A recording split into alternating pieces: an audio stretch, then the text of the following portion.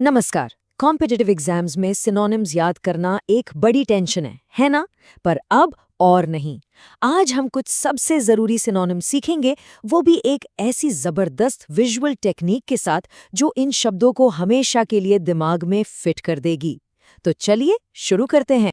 हमारा मकसद बिल्कुल साफ है, शब्दों को रटना नहीं बल्कि समझना है, ताकि एसएससी जैसे एग्जाम्स में परफॉर्मेंस और स्कोर दोनों बेहतर हो सके।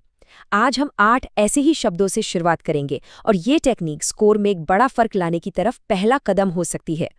तो सबसे पहले हम बात करेंगे उन शब्दों की जो किसी चीज की क्वांटिटी यानी मात्रा या कंडीशन यानी स्थिति के बारे में बताते हैं।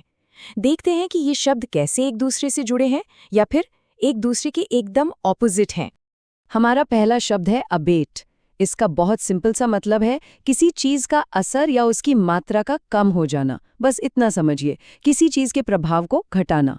और इसे याद कैसे रखा जाए? इस विजुअल से, जैसे हम नल को घुमाकर पानी का बहाव कम करते हैं, बिल्कुल वैसे ही अबेट का मतलब है किसी चीज के असर को कम करना। ये तस्वीर इस शब्द को दिमाग में लॉक कर देगी। अब एबेट का बिल्कुल उल्टा हमारा अगला शब्द है अबंडेंट।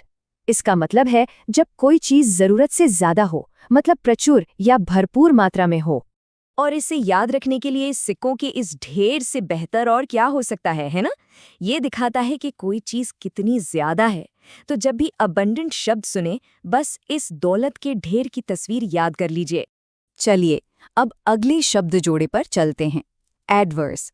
इसका मतलब है कोई ऐसी सिचुएशन जो हमारे फेवर में ना हो, यानी हमारे लिए नुकसानदेह या हानिकारक हो। इस वार्निंग साइन को देखिए, ये खतरे का एक यूनिवर्सल सिंबल है।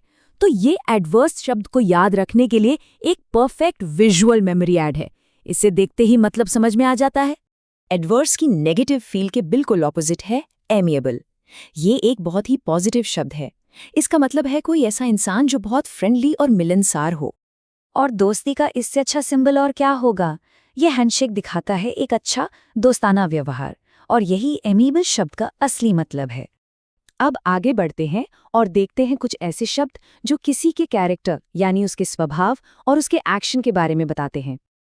असर्ट करने का मतलब है अपनी बात को पूरे कॉन्फिडेंस के साथ रखना या किसी चीज पर अपना हक जताना, मतलब दृढ़ता से अपनी बात कहना। जैसे इन ब्लॉक्स को एक एक करके मजबूती से जमाया जा रहा है, ठीक उसी तरह असर्ट करने का मतलब है अपने तर्क या अपनी बात को मजबूती से सबके सामने रखना। हमारा अगला शब्द है बेनेवलेंट। ये शब्द किसी ऐसे इंसान के लिए इस्तेमाल होता है जो दिल से बहुत दयालु हो और हमेशा दूसरों की मदद के लिए तैयार रहे, यानी परोपकारी हो। और जरा इस तस्वीर को देखिए, ये बेनेवलेंट की मतलब को कितनी खूबसूरती से दिखाती है।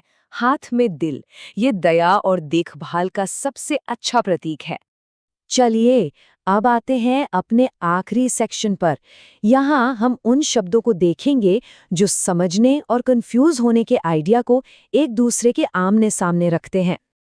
अब एक बहुत ही मजेदार शब्द देखते हैं, एप्रीहेंड। मजेदार इसलिए क्योंकि इसके दो बहुत कॉमन लेकिन एकदम अलग अलग मतलब हैं। तो चलिए इसके दोनों मतलब समझते हैं। पहला मतलब है किसी को अरेस्ट करना यानी गिरफ्तार करना, और दूसरा मतलब है किसी मुश्किल कॉन्सेप्ट को पकड़ लेना, मतलब समझ जाना। जैसे दिमाग में बत्ती जल जाती है ना, बिल्कुल वही।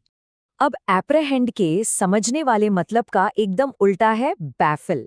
जब कोई चीज बैफल करती है तो वो कंफ्यूज कर देती है, सिर चकरा देती है।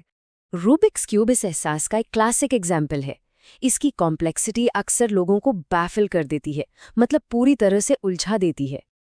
तो ये स्लाइड एप्रीहेंड और बैफल का फर्क बिल्कुल साफ कर देती है।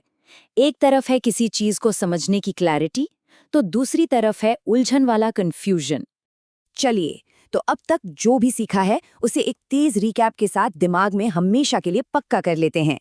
तो जल्दी से दोहराते हैं। अबेट मतलब कम करना, बेनेवलेंट यानी दयालु, एप्रहेंड का एक मतलब है समझना और बैफल का मतलब है उलझा देना। अरे हाँ, लिस्ट में एक बोनस शब्द भी है, ब्रिस्क, जिसका मतलब है तेज या फुर्तीला। देखा विजुअल्स के साथ ये सब कितना आसान हो गया। और अब आखिर में एक सवाल।